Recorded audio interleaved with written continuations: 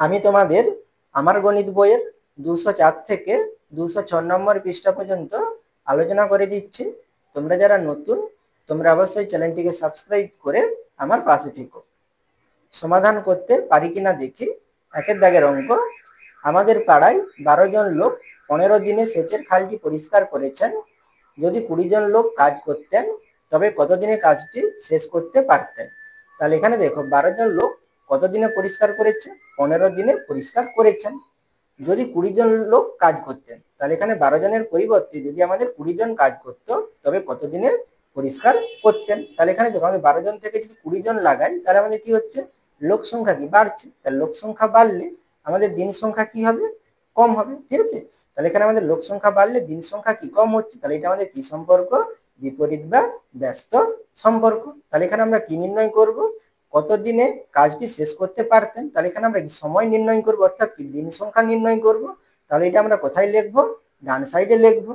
গণিতের ভাষায় সমস্যাটি হলো, তাহলে আমরা ডান সাইডে কি লিখবো? প্রয়োজনীয় দিন সংখ্যা। আর বাম সাইডে কি লিখবো? কাজের লোক সংখ্যা। এখানে তোমাদের প্রথম বিষয় এবং দ্বিতীয় বিষয় লিখেছে। তাহলে এখানে আমাদের কতজন? 12 জন লোক। তাহলে এখানে 12 লিখবো। তাহলে এখানে দেখো জন কথাটা লেখা নেই, তাহলে এখানে আমরা কি লিখবো?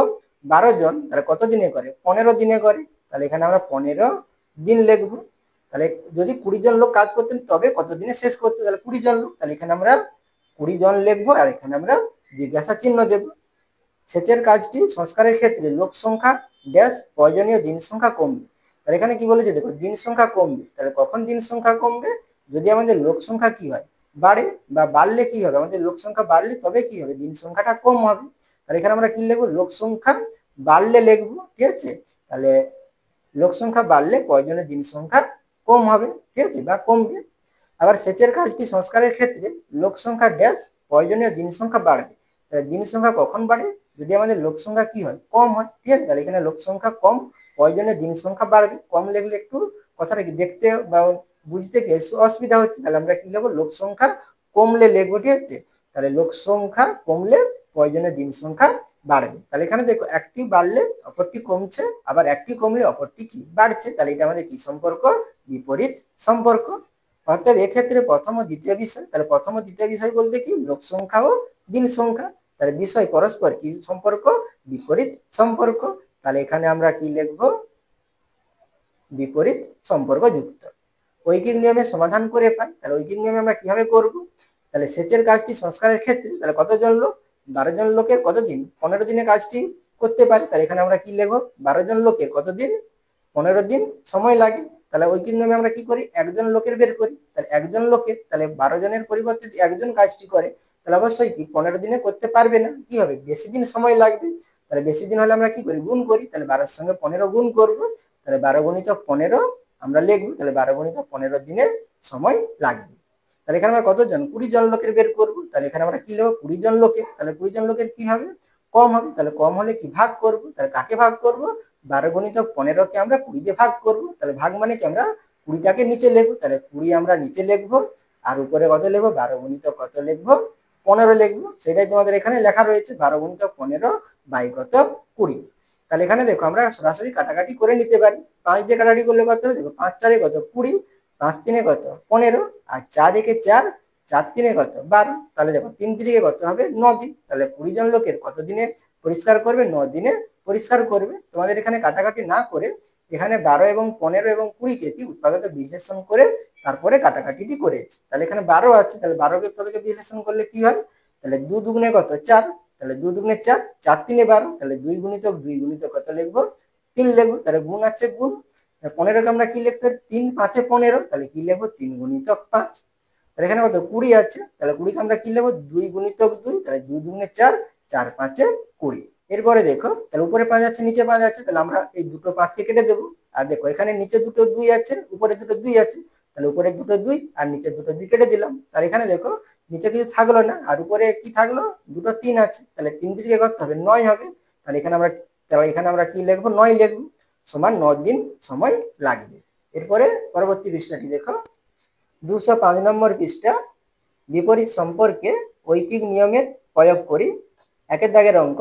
একটি ছাত্রাবাসে 30 জন ছাত্র ছিল, তাদের জন্য 24 দিনের খাবার মজুদ ছিল। তাহলে এখানে দেখো 30 জন ছাত্রের কত দিনের খাবার মজুদ আছে? 24 দিনের খাবার মজুদ আছে, অর্থাৎ যে পরিমাণ খাবারটা আছে সেটা কি হবে, 30 জন ছাত্রের কতদিন চলবে, 24 দিন চলবে। কিন্তু 6 জন নতুন ছাত্র ওই ছাত্রাবাসে থাকতে আসে, তাহলে এখানে দেখো প্রথমে কতজন ছিল, 30 জন। তারপরে দেখো কিন্তু 6 জন নতুন ছাত্র ওই ছাত্রাবাসে থাকতে আসে, তাহলে এখন কতজন ছাত্র হবে, তাহলে 30 আর কত 6 জন হবে, 36 জন হবে। এখন ওই মজুদ খাবার তাদের সবার কতদিন চলবে, তাহলে মজুদ খাবার বলতে কি, তাহলে সেই নির্দিষ্ট পরিমাণ খাবার তাদের সবার বলতে গেলে কতজন হবে, তাহলে 30 আর কত 6, তাহলে কতজন হবে, সম্মোট 36 জন হবে। তাহলে 36 জনের কতদিন চলবে সেটা আমাদের বের করতে হবে। তাহলে ঐকিক নিয়মে হিসাব কষে দেখি। প্রথমে গাণিতিক ভাষায় সমস্যাটি প্রকাশ করে পাই, তাহলে এখানে আমরা কি নির্ণয় করব, তাহলে কতদিন চলবে অর্থাৎ কি দিন সংখ্যাটা নির্ণয় করব। তাহলে আমরা ডান সাইডে কি লিখবো, মজুদ খাদ্যে চলার দিন সংখ্যা, আর বাম সাইডে কি লিখবো, ছাত্র সংখ্যা। তাহলে এটা প্রথম বিষয়, এটা আমাদের কি দ্বিতীয় বিষয়। তাহলে 30 জন ছাত্রের কতদিন চলে, 24 দিন চলে। তাহলে এখানে আমরা কি লিখবো, 30, এখানে কি ছাত্র সংখ্যা জন লেখা নেই, তাহলে এখানে আমরা জন লিখবো। দিন সংখ্যা কতদিন, 24 দিন চলে, তাহলে এখানে আমরা 24 দিন লিখতে পারি, ঠিক আছে। তাহলে এখন কতজন ছাত্র হবে, তাহলে আগে ছিল 30, আবার কি 6 জন এসেছে, তাহলে কত হচ্ছে, বর্তমানে এখন 36 জন হচ্ছে। সেজন্য এখানে দেখো 30 যুক্ত 6, তাহলে এখানে আমরা কত লিখবো, 36 লিখবো। আর এখানে আমরা কি নির্ণয় করবো, সেজন্য এখানে জিজ্ঞাসা চিহ্ন দেওয়া রয়েছে। তাহলে এখানে দেখো আমাদের জনসংখ্যা বাড়ছে, 30 থেকে 36 হয়েছে, তাহলে এখানে আমাদের দিন সংখ্যা কি হবে, কম হবে। তাহলে এখানে 30 জন যে খাবারটা 24 দিনে খায়, তাহলে 36 জন সে খাবারটা কি করবে, কম দিনে খাবে, ঠিক আছে, মানে কম দিনে শেষ হয়ে যাবে। তাহলে এটা আমাদের কি সম্পর্ক হবে, ব্যস্ত বা বিপরীত সম্পর্ক, কারণ এখানে জনসংখ্যা বাড়লে আমাদের দিন সংখ্যা কমছে। অতএব ছাত্র সংখ্যা বাড়লে নির্দিষ্ট মজুদ খাবারে চলার দিন সংখ্যা, তাহলে দিন সংখ্যা কি হবে, কমবে, বা আমরা কমে লিখতে পারি, ঠিক আছে, কমবে, ঠিক আছে। আবার ছাত্র সংখ্যা কমলে, আবার এখানে দেখো 30 থেকে 36 হয়েছে, যদি এখানে আমাদের 30 থেকে কম হতো, যদি কিছু ছাত্র চলে যেত, ধর এখানে 6 জন ছাত্র চলে গেল, তাহলে 6 জন ছাত্র চলে গেলে কি হতো, তাহলে 30 থেকে আমরা 6 বিয়োগ করতাম, তাহলে কি হতো, 24 জন হতো। তাহলে 24 জনের খাদ্য কি বেশি দিন চলবে, তখন আমাদের কি হবে, আমাদের সময়টা বেশি হবে। তাহলে এখানে আমরা কি লিখবো, ছাত্র সংখ্যা কমলে নির্দিষ্ট মজুদ খাবারে চলার দিন সংখ্যা, তাহলে দিন সংখ্যা কি হবে, বাড়বে। তাহলে এখানে আমরা কি লিখবো, বাড়বে লিখবো, ঠিক আছে। তাহলে এখানে একটি কি হচ্ছে, একটি কমলে অপরটি বাড়ছে, তাহলে এটা আমাদের কি সম্পর্ক, বিপরীত বা ব্যস্ত সম্পর্ক। তাই দুটি বিষয় পরস্পর কি সম্পর্ক, বিপরীত সম্পর্ক। তাহলে এখানে আমরা কি লিখবো, বিপরীত সম্পর্ক। ঐকিক নিয়মে সমাধান করে পাই, 30 জন ছাত্রের মজুদ খাদ্য 24 দিন চলবে। তাহলে ঐকিক নিয়মে আমরা একজনের বের করবো, তাহলে একজন ছাত্রের মজুদ খাদ্য তাহলে কি হবে, বেশি দিন চলবে, তাহলে এখানে আমরা গুণ করবো, তাহলে 24 গুণিতক 30 বা 30 গুণিতক 24 দিন চলবে। 36 জন ছাত্রের মজুদ খাদ্য, তাহলে 36 জন ছাত্রের মজুদ খাদ্য কি হবে, কম দিন চলবে, তাহলে আমরা কি ভাগ করব, তাহলে 24 গুণিতক 30 কে আমরা কত দিয়ে ভাগ করব, 36 দিয়ে ভাগ করব। তাহলে কি গুণফলটাকে আমরা 36 দিয়ে ভাগ করব, সেই জন্য এটা দেখো প্রথম বন্ধনীর মধ্যে রেখেছে, তারপরে ভাগ দিয়ে 36 দিন লেখা রয়েছে। তাই এটা ভাগকে আমরা কি লিখতে পারি, 24 গুণিতক 30 বাই কত লিখতে পারি, 36 লিখতে পারি। তাহলে এখানে সরাসরি কাটাকাটি না করে উৎপাদকের সাহায্যে ভেঙে তোমাদের দেখিয়েছি। তাহলে 24 কে আমরা কি লিখতে পারি, 2 দুগুণে কত 4, 4 দুগুণে কত 8, 8 তিনে 24 লিখতে পারি, ঠিক আছে। এবারে 30 কে আমরা কি লিখতে পারি, 3 দুগুণে 6, 6 পাঁচে কত 30। আর 36 কে আমরা কি লিখতে পারি, 2 দুগুণে 4, 4 তিনে 12, 12 তিনে 36 লিখতে পারি, ঠিক আছে। তাহলে 2 গুণিতক 2 গুণিতক 3 গুণিতক 3 লিখতে পারি। তাহলে এখানে দেখো উপরে দুটো 3 আছে আর নিচে দুটো 3 আছে, তাহলে উপর নিচে করে দুটো করে 3 কেটে গেল।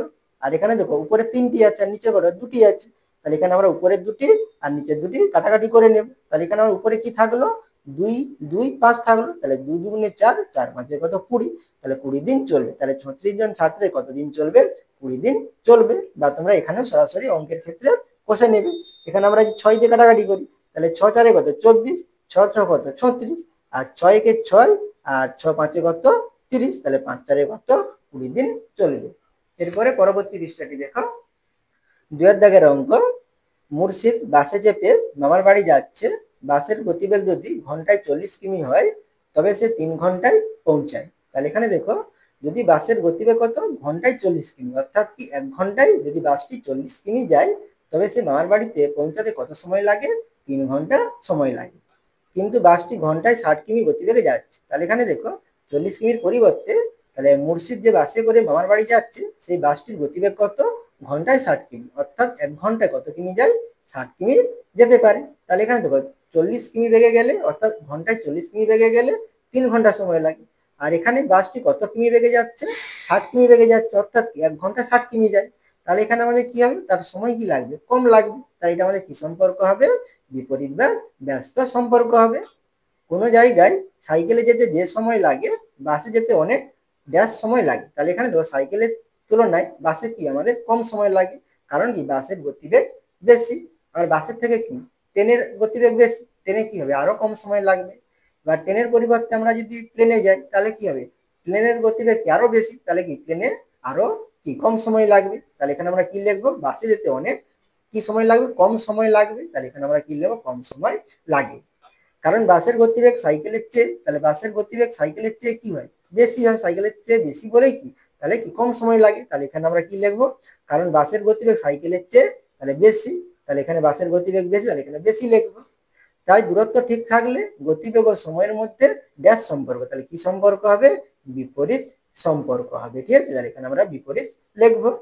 কারণ গতিবেগ বাড়লে সময়, তাহলে গতিবেগ বাড়লে সময় কি হয়, কমে বা কমবে লিখতে পারে। ঠিক আছে, তাহলে কারণ গতিবেগ বাড়লে সময় কমে। ঠিক আছে, আমরা এখানে কমে লিখলাম। আর গতিবেগ কমলে, তাহলে গতিবেগ কমলে সময় কি হবে, বাড়ে। তাহলে এখানে আমরা কি লিখবো, বাড়ে। তাহলে গণিতের ভাষায় সমস্যাটি হলো, তাহলে এখানে আমাদের সমস্যাটি কি হবে, তাহলে এখানে কি বলেছিল কতক্ষণ সময় লাগবে। তাহলে এখানে আমরা সময় নির্ণয় করব।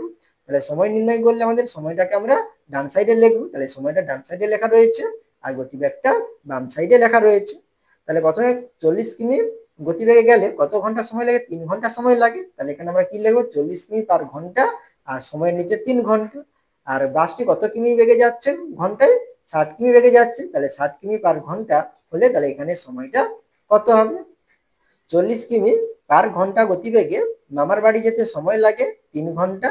1 কিমি/ঘন্টা গতিবেগে মামার বাড়ি যেতে সময় লাগে, তাহলে এখানে 40 কিমি বেগে কত ঘন্টা সময় লাগে, 3 ঘন্টা। আর এখানে কি 1 কিমি/ঘন্টা, অর্থাৎ 1 ঘন্টা যদি 1 কিমি যায় তাহলে কি সময় বেশি লাগবে। তাহলে বেশি হলে আমরা গুণ করবো, তাহলে 40-এর সঙ্গে 3 গুণ করবো, বা 3 × 40, বা তোমরা 40 × 3 লিখবে। ঠিক আছে, তাহলে 60 কিমি/ঘন্টা গতিবেগে মামার বাড়ি যেতে সময় লাগবে, তাহলে কি কম সময় লাগবে। তাহলে একের তুলনায় কি 60 কিমি কি বেশি যাচ্ছে, তাহলে এখানে আমাদের কম সময় লাগে। কম সময় লাগলে আমরা ভাগ করবো, তাহলে 40 × 3 বাই কত লিখবো আমরা, 60 ঘন্টা। ঠিক আছে, তাহলে এখানে আমরা এখানে দেখো তোমাদের বক্স করে দিয়েছে, এখানে সরাসরি কেটে নিতে পারি। তাহলে এখানে তোমাদের উৎপাদকের সাহায্যে দেখাতে হবে। তাহলে 40কে আমরা কি লিখতে পারি, তাহলে 2 দুগুণে কত 4, তাহলে 4 দুগুণে কত 8। ঠিক আছে, 8×5 কত 40, তাহলে 2 × 2 × 2 × 5, তাহলে 2 দুগুণে 4, 4 দুগুণে 8, 8×5 কত 40। তাহলে গুণিতক 3 আছে, তাহলে গুণিতক 3কে 3 × 1, তাহলে একটাকে আমরা লিখবো না, শুধু আমরা কি লিখবো, 3 লিখবো। আর 60কে আমরা কি লিখবো, তাহলে 2 × 2, তাহলে 2 দুগুণে 4, 4 দুগুণে কত 8, 8 দিয়ে 2 লিখলে হবে না, এখানে 8-এর সঙ্গে আমরা 60 হবে না। তাহলে 2 দুগুণে 4, 4 3 কত 12, তাহলে 12×5 60, তাহলে এখানে আমরা 5 লিখবো। ঠিক আছে, তাহলে উপরে 5 নিচে 5 আছে, তাহলে আমরা 5 কেটে দেবো। তাহলে এখানে একটা 3 আছে, উপরে 3 আছে, নিচে 3 আছে, কেটে দিলাম। তাহলে উপরে দেখো 3টে 2 আর নিচে 2টো 2, তাহলে এখানে নিচে 2টো 2 কেটে দেবো, উপরে 2টো 2 কেটে দিলাম। তাহলে এখানে কত থাকলো, 2 থাকলো। তাহলে কত সময় লাগবে, 2 ঘন্টা সময় লাগবে। বা তোমরা এখানে সরাসরি কেটে দিতে পারো, 0 0 কেটে দেবো।